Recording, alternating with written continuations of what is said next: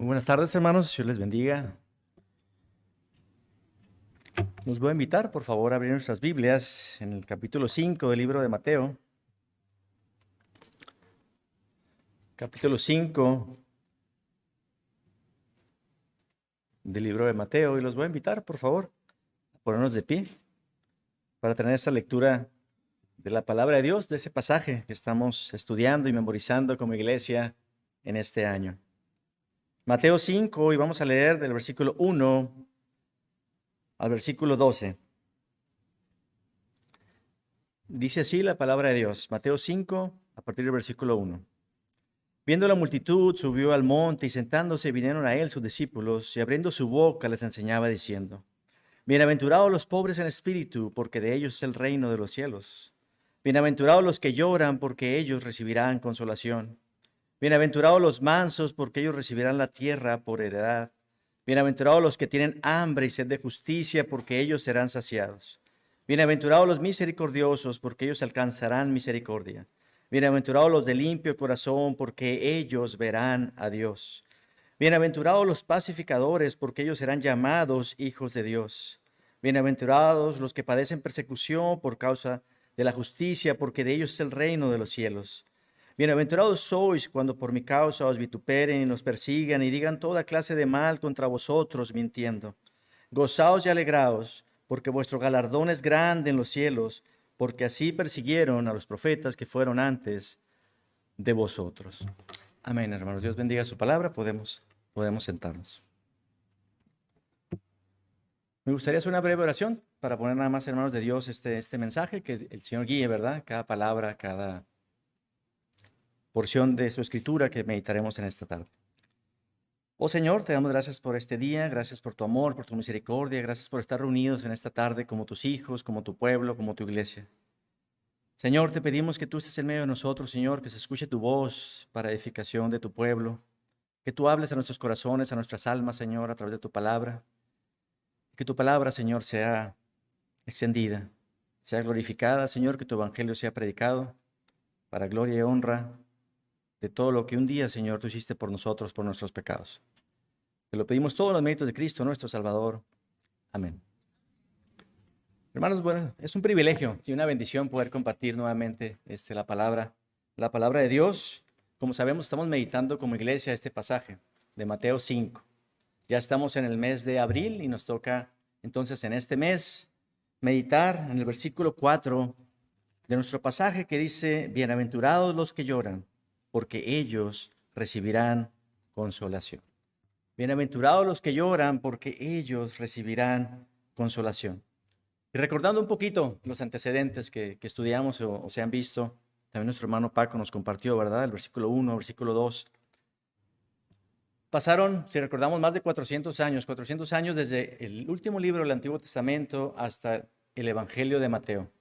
El pueblo de Dios no ha tenido noticias, no ha tenido un profeta, pero en ese momento llegó el profeta de profetas, el rey de reyes, el Mesías prometido. Y dice la palabra de Dios en el versículo 2 que abrió su boca y abriendo su boca les enseñaba. Qué precioso, ¿verdad? Que nuestro Dios no abrió su boca para destruirnos.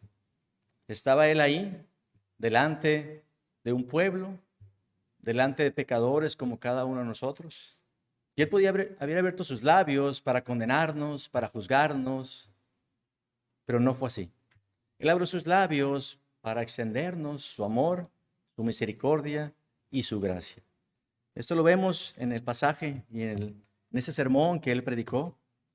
Él abrió sus labios para compartir acerca del reino de los cielos. Y el mes pasado meditamos en el versículo 3 donde recibimos un diagnóstico. Recibimos un diagnóstico de que estamos en bancarrota espiritual, de que no hay nada que nosotros podamos ofrecer a Dios por nuestros propios méritos, porque Dios es un Dios santo y perfecto. Dice la palabra de Dios que todos hemos pecado, por lo cual hoy estamos separados y estamos destituidos de la gloria de Dios. El pecado nos separa de ese Dios santo, pero ese Dios tomó forma humana y vino a este mundo a través de Jesucristo. Y recibimos un diagnóstico, meditamos en eso. Estamos en bancarrota espiritual. Bancarrota es un término que se usa en temas de dinero, que no tenemos nada, ¿verdad?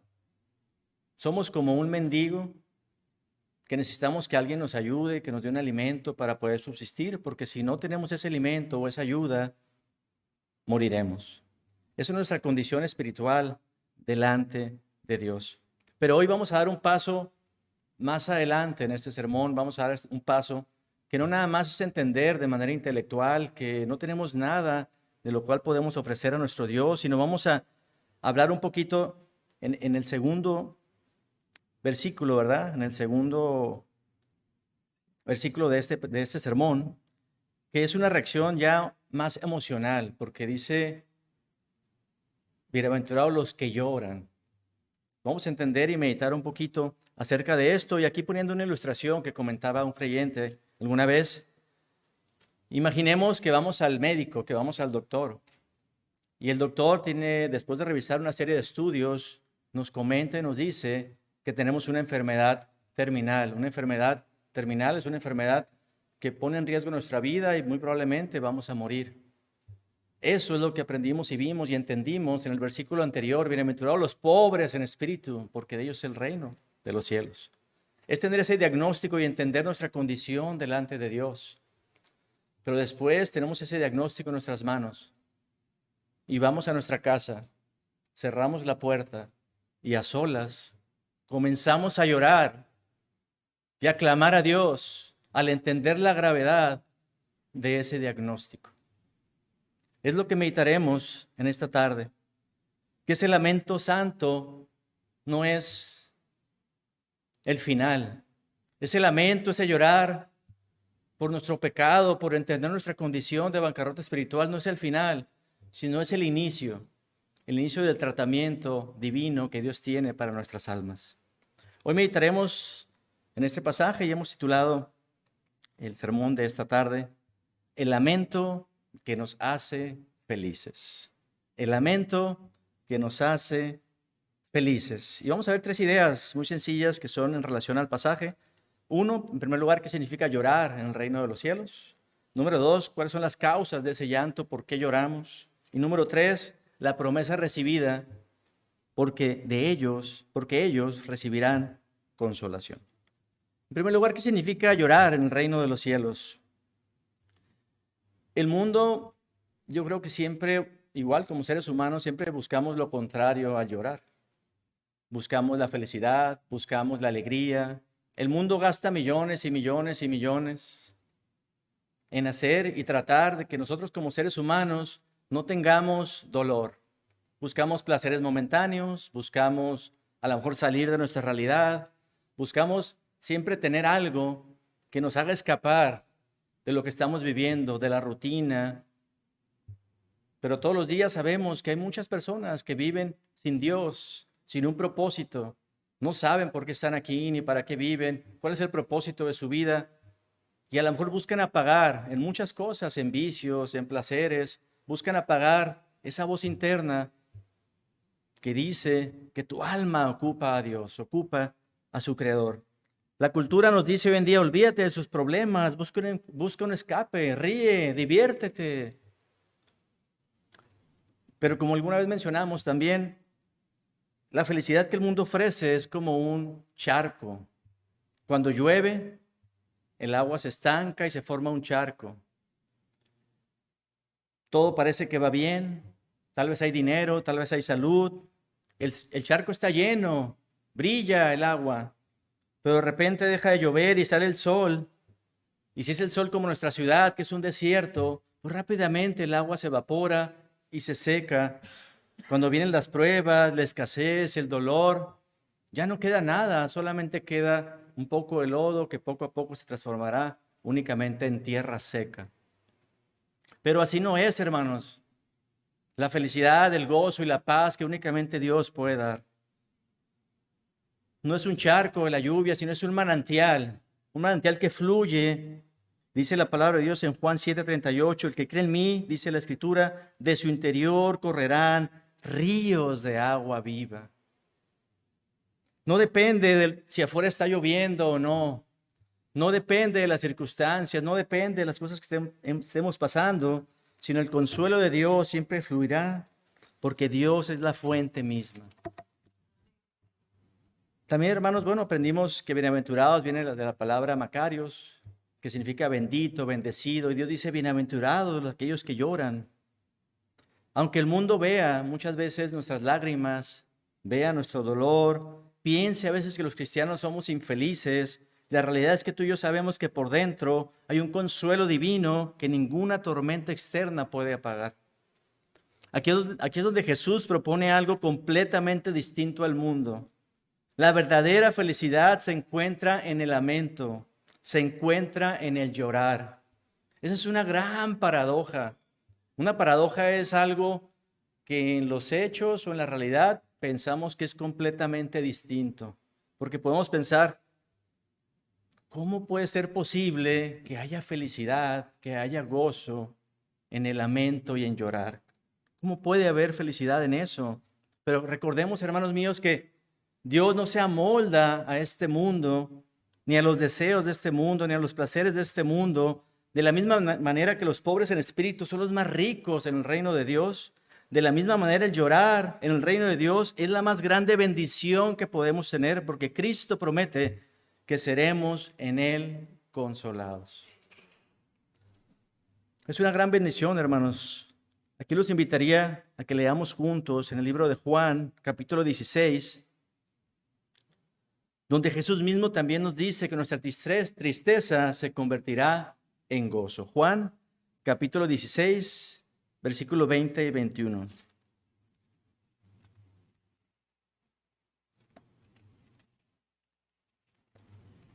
Juan 16, versículo 20 y 21, hablando nuestro Señor Jesucristo, dice: de cierto os digo que vosotros lloraréis y lamentaréis, y el mundo se alegrará. Pero aunque vosotros estéis tristes, vuestra tristeza se convertirá en gozo. La mujer cuando da luz tiene dolor, porque ha llegado su hora, pero después de que ha dado a luz un niño, ya no se acuerda de la angustia por el gozo de que haya nacido un hombre en el mundo.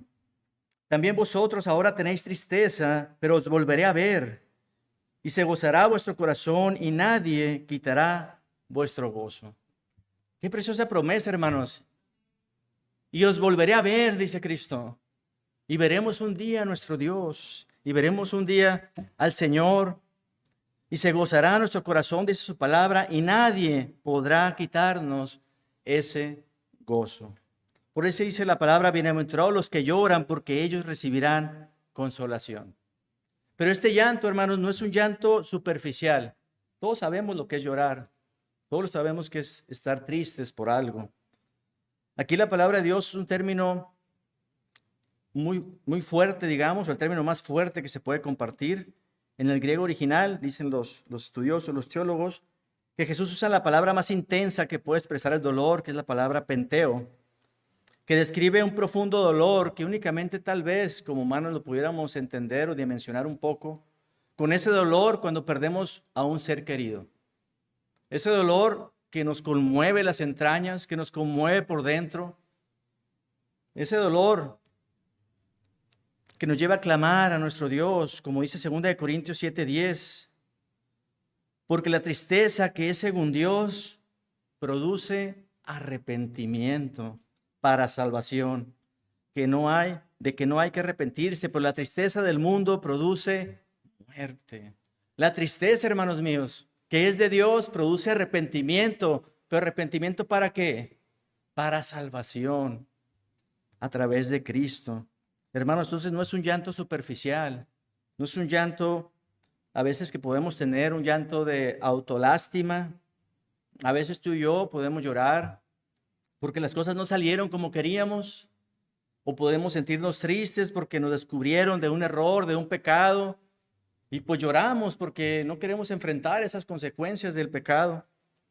Tal vez un niño, no sé si les haya pasado alguna vez, que un niño hace algo malo, fue descubierto, y a lo mejor en defensa ese niño llora, en defensa pues para que no lo castiguemos tan severamente o tengamos un poquito de lástima de él. Puede tener lágrimas de cocodrilo, ¿verdad? Pero en el fondo Está llorando básicamente porque fue descubierto, porque hizo algo incorrecto y porque tiene temor a lo mejor a que sus padres lo corrijan. Pero así no es el llanto que está mencionando aquí la palabra de Dios. Tampoco, hermanos míos, es un llanto por una frustración que tenemos, por algo material, por algo que las cosas no salen bien en mi trabajo, que no salen bien en la escuela. Sí es normal, nos sentimos tristes, a lo mejor frustrados. Si estudié mucho para un examen y no salió el resultado como yo quería, me pongo triste. Pero no es la tristeza que habla aquí el versículo y la palabra de Dios. No es una tristeza superficial. Y el rey Acab alguna vez lloró porque no pudo comprar la viña de Nabot. Eso lo veremos en 1 Reyes 21:4. Y vino Acab a su casa triste y enojado. Por la palabra de Nabot de Jezbel, le había respondido diciendo: no te daré la heredad de mis padres. Y se acostó en su cama y volvió su rostro y no comió. No es verdad ese tipo de tristeza que a lo mejor no salieron nuestros planes como queríamos. Y sí, nos vamos, nos acostamos, no queremos comer, no queremos saber nada de ciertas cosas, pero es porque no salieron algo como nosotros deseábamos. Tampoco es un llanto sentimental. Puedes tú ser una persona muy emocional, puedes ser una persona a lo mejor de personalidad o temperamento un poco más melancólico, ¿verdad? Que tiendes un poquito a ser un poco más sensible a ciertos temas. No es tampoco que sea un llanto que tenga que ver con tu personalidad, con tu temperamento natural, sino es un llanto porque vemos la santidad de Dios y vemos nuestro pecado y vemos nuestra condición y la separación que hay entre Dios y nosotros. Y dice la palabra de Dios: por cuanto todos pecaron y están destituidos, ¿verdad? Estamos separados de la gloria de Dios. Pero bueno, ¿cuáles son las causas entonces reales o verdaderas por las cuales dice la palabra de Dios que debemos llorar? En primer lugar, debemos llorar por nuestro pecado. Debemos de entender, ¿verdad?, que hay una brecha infinita entre la santidad de Dios y nosotros. A veces pensamos y minimizamos a Dios. Como dice nuestro pastor, Dios es Dios y multipliquemos eso al infinito. No hay ni siquiera comparación. No hay una comparación, así como nos han comentado también nuestro hermano Paco, una hormiguita, ¿verdad? Y nosotros nos sentimos muy grandes, tal vez poderosos contra una hormiguita. Pero esa dimensión, esa separación, multipliquémosla al infinito entre Dios y nosotros. Debemos llorar por ese pecado, pero no llorar por las consecuencias, un miedo al castigo, sino porque el pecado en sí mismo es una ofensa para un Dios de amor. Aquí, hermanos, debemos de ir y vernos en el espejo de la santidad de Dios. Si hoy en día nos estamos comparando con otros hombres o con otras personas, nos vamos a sentir tal vez buenos. O como decía nuestro hermano Sergio en la mañana, hablando del mandamiento, 8º mandamiento de no robar. Tal vez yo nunca he llegado a un banco con una pistola a robar, tal vez nunca he asaltado una tienda, y me puedo sentir bueno. Me puedo comparar con otras personas, con familiares, con amigos, con hermanos en Cristo, y yo me siento tal vez no tan malo. Pero aquí debemos vernos delante de la santidad de Dios, ver nuestro pecado, ver su santidad. Y nadie llora por su pecado si se compara con otras personas. El llanto surge cuando dejamos de mirarnos a nosotros mismos y nos miramos en el espejo de Dios y vemos su gloria eterna.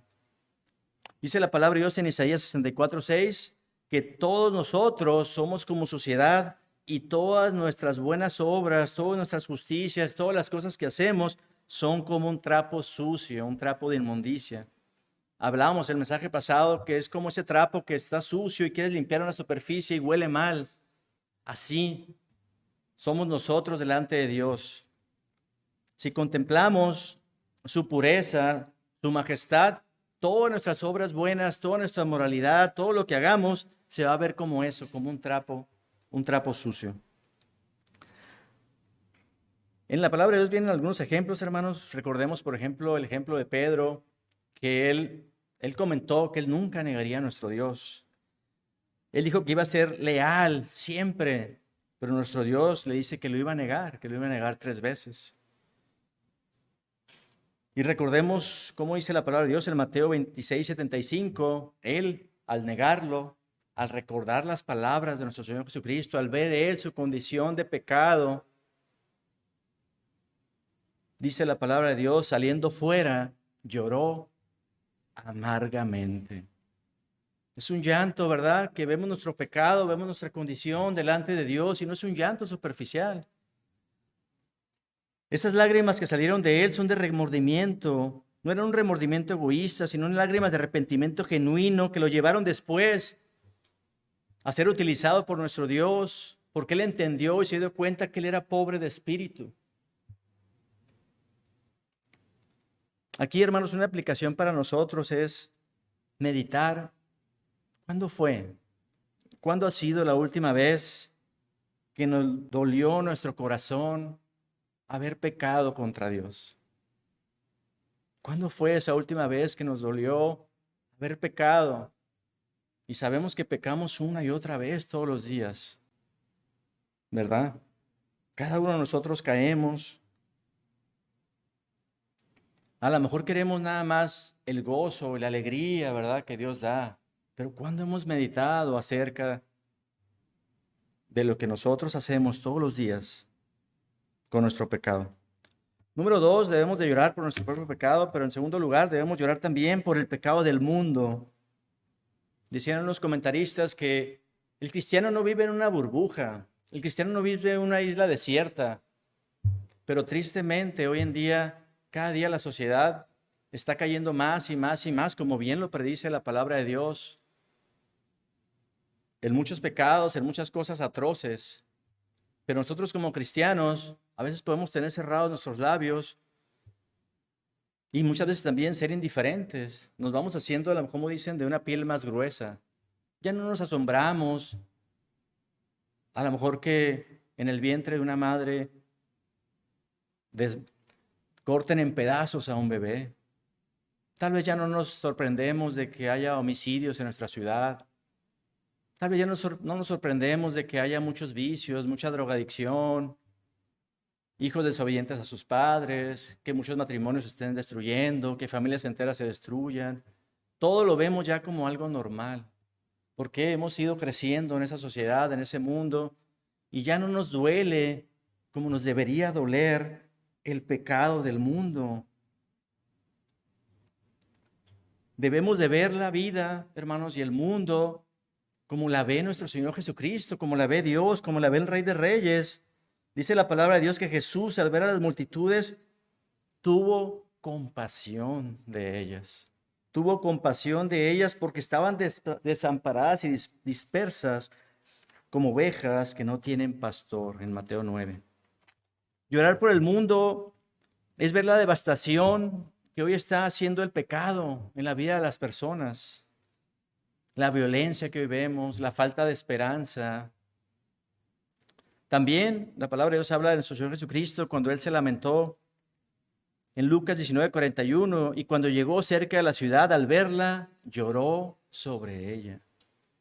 Jesús lloró sobre Jerusalén, no por un interés político, no por un interés social, sino porque veía el rechazo que ellos tenían a la misericordia y gracia de Dios y sabía de su destrucción inminente. También Jesús lloró, como sabemos, en Juan 11:35, al estar en la tumba de Lázaro, conmovido por todo lo que hacía el estrago del pecado y lo que hace el pecado en todos los seres humanos y en la raza humana. También vemos cómo el salmista en el Salmo 119, 136 dice: ríos de agua viva descendieron de mis ojos porque no guardaban tu ley. El salmista también clama, dice: Señor, me quebranto, me duele ver, Señor, al mundo alejado de ti, que está pereciendo al estar fuera de tu voluntad. Nehemías también lloró e hizo duelo al saber que los muros de Jerusalén estaban derribados en el libro de Nehemías. Y un cristiano debería llorar también y no ver las noticias pues ya como algo normal, como algo ya sin sentido, sin dolor, sino al contrario, que nos duela, ¿verdad?, que el mundo se está perdiendo sin el Evangelio. Aquí, hermanos, pues una aplicación sencilla para nosotros. Nuestra madurez espiritual se mide en la medida que nos interesan otras personas, y más aquellas personas que no conocen a Cristo. Si hoy en día nuestro corazón solamente llora por los problemas financieros que yo tengo, por los problemas personales que yo tengo, si solo vivimos para nosotros mismos, eso es un indicador de dónde está nuestro corazón. Pero si lloramos por la injusticia, por la perdición del prójimo, estamos compartiendo los sentimientos de Cristo. También, pues un cristiano puede llorar o llora como un gemido, ¿verdad? Como ahorita leímos en el Salmo 42. Como el siervo brama por las aguas, así clama por ti, oh Dios, el alma mía. Mi alma tiene sed del Dios vivo. Fueron mis lágrimas mi pan de día y noche. El término bramar significa un grito de agonía, una necesidad, ¿verdad? El cristiano llora cuando siente que su comunión con Dios se ha enfriado, cuando siente que se ha alejado de Dios, porque nuestra alma necesita del Señor. Aquí podemos recordar la parábola del hijo pródigo, también como él en un momento, dice la palabra que él volvió en sí, tuvo hambre, buscaba en las algarrobas, que son unas semillitas duras, ¿verdad? No tenía ni qué comer, pero recuerda que en la casa de su padre había abundancia y podía regresar en ese momento con él. Hoy en día el cristiano llora, hermanos, pero llora al saber, aquí hay luchas, tenemos tristezas, preocupaciones en este mundo, pero un día, dice la palabra de Dios en Apocalipsis 21:4, ya no habrá muerte, ni habrá más llanto, ni clamor, ni dolor. Aquí, hermanos, una aplicación también sencilla en nuestras vidas, un indicador también espiritual de nuestra salud, es cuál es el apetito que tenemos de Dios. ¿Nos duele estar lejos de Dios y de su presencia o nos sentimos satisfechos con lo que el mundo ofrece? Necesitamos pedirle al Espíritu Santo que quebrante nuestros corazones, que rompa nuestros corazones para sentirnos, ¿verdad? Que anhelamos, que queremos, que nuestra alma anhela al Dios vivo. Y aquí, hermanos, pues es una paradoja, como les digo, nuestro Señor Jesucristo nos dio una paradoja que significa, como les decía, una paradoja es un hecho o una expresión aparentemente contraria a la lógica. ¿Sí? ¿Cómo van a ser alguien feliz o cómo va a ser alguien bendecido si llora? Es lo que nos dice la palabra de Dios. Pero también, si recordemos, el cristiano vive esa paradoja de manera normal en su vida. Como dice Romanos 6:11, así también nosotros nos consideramos muertos al pecado, pero al mismo tiempo somos vivos para Dios. De igual manera aquí la palabra de Dios, el cristiano debe ser serio con respecto al pecado, darle su lugar, entender lo que significa el pecado, ¿verdad? Pero al mismo tiempo debe ser alegre y gozoso con lo que es la gracia y la misericordia que Dios le ha dado. Por una parte serios al pecado, pero alegres y gozosos con la misericordia y la gracia de Dios. Y aquí poniendo una ilustración que comentaba un creyente, imagina que tú ofendiste a un amigo muy cercano a ti, a tu mejor amigo. Sientes un gran dolor porque lo lastimaste, porque él, ¿verdad?, está triste. Y ese dolor que tú sientes porque lastimaste a un amigo tuyo, te hace ir hacia él y pedirle perdón. Ya que le pides perdón, digamos que otra vez la relación se reconcilia y tú sientes una alegría, un gozo mucho mayor incluso que antes, cuando tenías la relación normal, antes del problema. ¿Sí? Ese gozo, esa alegría que sentimos después es lo que también el Señor nos llama a recordar todos los días, de que ese luto y ese llanto por nuestros pecados, al ser abrazado, al ser consolado, al ser tomado por Dios, es una preciosa bendición y nos da una alegría y un gozo que dice la palabra que nadie nos puede quitar. Un famoso pastor y comentarista que me tocó leer algunos de sus enseñanzas de este pasaje, Martin Lloyd-Jones, nos comenta que Jesús fue llamado en la palabra de Dios varón de dolores. Varias veces en la Biblia dice que él lloró, pero no dice ninguna vez en la Biblia que él se rió. Y no quiere decir que él no estuvo contento, que él no se rió, fue un ser humano como tú y como yo. Pero el hecho Y aparte sabemos que él tenía un gozo permanente y perpetuo porque estaba en comunión perfecta con el Padre Celestial. Claro que había un gozo perpetuo en su vida, pero la palabra de Dios claramente nos habla del llanto de nuestro Señor Jesucristo. Nos habla de que nos invita a nosotros también, de que seguir a Jesús significa compartir su corazón, dolernos, por lo que a Él le duele y gozarnos con lo que a Él le agrada. La tercera idea de esta meditación, de esta tarde, es ahora meditar un poquito acerca de la gran promesa que Él nos da. Porque ellos, bienaventurados los que lloran, porque ellos recibirán consolación. Y aquí llegamos como al tesoro, ¿verdad? Al tesoro escondido. Jesús no termina en el llanto. Él dice que tendremos consolación. Y no es simplemente una palmadita en la espalda, ¿no? Ánimo, échale ganas, no te sientas mal, no pasa nada. No, Dios va más allá.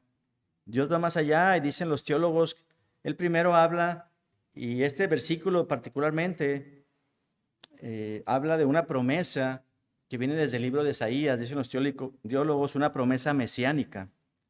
Jesús no está inventando algo, no está haciendo algo diferente, sino simplemente está cumpliendo una profecía que ya venía desde Isaías 61, versículo 1 y 3, que se los leo, Isaías 61, versículo 1 y 3. Dice, el Espíritu de Jehová, el Señor, está sobre mí, porque me ungió Jehová. Me ha enviado a predicar buenas nuevas a los abatidos, a vendar a los quebrantados de corazón. Isaías 61, versículo 1 al 3. A publicar libertad a los cautivos y a los presos, apertura de la cárcel. A proclamar el año de la buena voluntad de Jehová y el día de venganza del Dios nuestro. A consolar a todos los enlutados. A ordenar que a los afligidos de Sión se les dé gloria en lugar de ceniza, óleo de gozo en lugar de luto, manto de alegría en lugar de espíritu angustiado, y serán llamados árboles de justicia, plantío de Jehová para gloria suya. Amén, hermanos. Aquí la palabra de Dios, este versículo, bienaventurados los que lloran, porque ellos recibirán consolación, hace referencia particularmente a esta profecía de Isaías. Dice, a todos los afligidos, a todos los enlutados, a todos los que estén tristes, a todos aquellos que reconocen su condición delante de Dios, dice, se les dará gloria en lugar de ceniza, óleo de gozo en lugar de luto y manto de alegría en lugar de espíritu angustiado. Qué precioso, hermanos, esa bendición de nuestro Dios, que Él nos consuela, que Él nos toma. Él es el gran Mesías que vino a consolar a todos los enlutados y a darnos esas buenas noticias de gozo, que cambiarán nuestras tristezas y nuestras lágrimas por alegría. Y tal vez, pues hoy estamos también en esa paradoja, hermanos, porque por un momento en esta tierra somos consolados porque hoy entendemos que somos salvos de nuestros pecados, pero también seremos consolados de manera perfecta cuando estemos delante de Dios. Pero ¿cómo nos consuela hoy el Señor? Nos consuela básicamente, en primer lugar, por su Espíritu Santo. Él nos consuela porque Jesús prometió en Juan 14:16, yo rogaré al Padre y os dará otro consolador para que esté con vosotros para siempre. La palabra griega es paracleto, que significa alguien llamado a estar a tu lado para ayudar, ¿verdad? Para estar siempre, siempre con nosotros. También el Señor digamos que nos consuela aquí en esta tierra a través de que tenemos seguridad de que nuestros pecados han sido perdonados en Cristo. No existe mayor tormento que la culpa del pecado, no existe mayor consuelo de que hemos sido absueltos por el Señor. Cuando lloramos por nuestra bancarrota espiritual, Cristo nos asegura que nuestra deuda ha sido pagada, como dice Mateo 26:28, por la sangre del pacto que ha sido derramada para remisión de pecados. Pero también el Señor nos consuela a través de su palabra. Nos ha dado su palabra, que es como si fuera, decía un creyente, un pastor, que es como si fuera un botiquín de primeros auxilios, que nosotros venimos a Cristo, vamos a Él cuando tenemos problemas, cuando tenemos necesidades, cuando tenemos angustias, y podemos ir una y otra vez a las promesas de Dios. Y ahí te animo, ¿verdad? Que en tu tiempo de oración puedas tú buscar al Señor y pídele, Señor, que Él te dé ese arrepentimiento que produce salvación, que produce la salvación de tu alma. Hermano, y algunas aplicaciones ya prácticas sencillas, ya casi para terminar nuestra meditación de esta tarde. En primer lugar, no busquemos o no vayamos detrás de la felicidad que el mundo ofrece. No vayamos detrás de esas cosas que el mundo da, esa felicidad pasajera, de sus charcos, nada más que se secan rápidamente, sino busquemos tener ese manantial de vida que fluye y que puede fluir a través de Cristo en nuestras vidas. Número 2, ajustemos nuestro espejo. Así como ajustamos el retrovisor del carro o los espejos que traemos a un lado, ajustemos nuestro espejo y miremos a Cristo y no miremos a nadie más, no miremos a otras personas. El verdadero llanto espiritual surge cuando dejamos de compararnos con otros pecadores para sentirnos buenos y no miramos la santidad en el espejo de Dios. Hermanos, contemplemos la grandeza de Cristo para poder entender nuestra suciedad, nuestra insuficiencia. Y bueno, aquí algo también para meditar de manera personal. Evaluemos nuestra vida, nuestro carácter delante de las bienaventuranzas de Dios, que no son normas sociales. Es algo que dijo el Rey de Reyes, Señor de Señores. Si te sientes hoy pequeño ante la majestuosidad de Dios, alégrate, porque es algo bueno, algo positivo. Dios está obrando en tu vida porque Dios atiende a los humildes y mira de lejos a los altivos. Y número 3, vive esa paradoja que Dios nos dio. Serio ante el pecado, pero alegre en el consuelo y la gracia de Dios. El Señor nos promete esa consolación. El cristiano vive, ¿verdad? Encarna esa combinación que el mundo no entiende, que el mundo no puede comprender. Vivir con seriedad ante el pecado, pero tener una gran alegría llena de fe, porque nuestra deuda ha sido pagada en la cruz de Cristo. Hermanos, cualquier llanto, cualquier tristeza, cualquier dolor que tengamos en esta tierra tiene una fecha de caducidad. El día que nosotros dejemos esta vida, este mundo, estaremos delante de Dios y su consolación será eterna. Así que yo te animo a que vayas a las promesas de la palabra de Dios, a la Escritura, que busques comunión con otros hermanos en Cristo, que busques consuelo divino y mantén tu mirada final en el día que Dios enjugará toda lágrima de nuestros ojos y ya no habrá más dolor ni más llanto. Hermanos, pues para terminar, recordemos que las bienaventuranzas de Dios no son algo aislado, sino son como una sinfonía, decía un creyente, son como una sinfonía espiritual que van, ¿verdad? Paso a paso, porque teniendo una secuencia lógica. Vimos en primer lugar la primera bienaventuranza, que necesitamos reconocer nuestra bancarrota espiritual ante el Rey. Y eso nos va a dar un luto profundo, un llanto profundo. Pero también aquel que se ha quebrado y ha llorado puede llegar a ser verdaderamente manso, como es el próximo versículo que tenemos, ¿verdad? Porque los mansos, dice, bienaventurados los mansos, porque ellos heredarán la tierra. También dice Lucas 6:21 en relación a este mismo versículo: bienaventurados los que ahora lloráis, porque reiréis. Un día, ¿verdad? Estaremos delante de nuestro Dios y el gozo será perpetuo. Nuestra risa será perfecta. Oremos, hermanos, que esta sea algo que el Señor ponga, ¿verdad?, en nuestros corazones, que entendamos y veamos que Él vendará un día nuestras heridas, nos dará ese óleo de gozo en lugar de luto. Y tenemos hoy un abogado defensor, un paracleto, un consolador, un mediador, ¿verdad? Que podemos nosotros tener una relación íntima cada día con Cristo y también con su Espíritu. Oremos, hermanos. Oh Señor, te damos gracias por tu palabra, Señor. Gracias porque hoy podemos meditar que en ti, Señor, tenemos la verdadera consolación.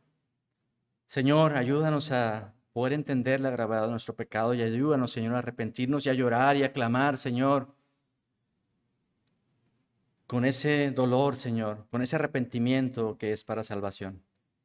Te pedimos que tú bendigas a tu iglesia, Señor, y que tu palabra no vuelva vacía a nuestros corazones. Te le pedimos todos los méritos de Cristo, nuestro Salvador. Amén.